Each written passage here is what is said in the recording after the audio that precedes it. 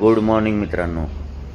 3 ऑगस्टला सेबीने हे कॅशचं चालू केलं, क्लोजिंग ऑप्शन सेशन.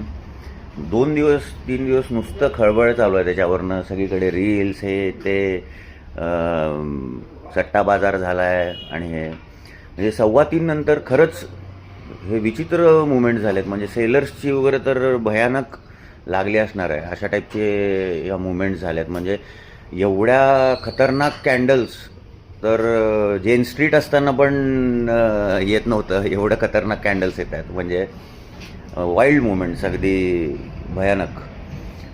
तर मला असं वाटतं की 3:15 नंतर जे 3:40पर्यंतचा विषय आहे तो जे काय ते चालत राहील. म्हणजे समजेपर्यंत आपल्याला वगैरे. पण आपण आयडियली 3:15ला सगळा विषय क्लोज करतो, ह्या स्टेटमध्येच राहायला पाहिजे. म्हणजे इंट्राडे ट्रेडर्सनी तरी 3:15 नंतर नाहीच. म्हणजे शेवटसाठी ते काय सोडायचंच नाही. 3:15च्या आधी जे काय ते आपलं विषय क्लोज.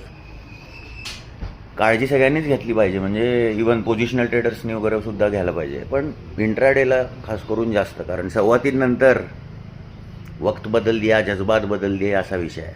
चलो, गुड डे. मार्केट स्टार्ट झालं. Bye bye bye bye. I mean pre opening झालं. चलो बाय.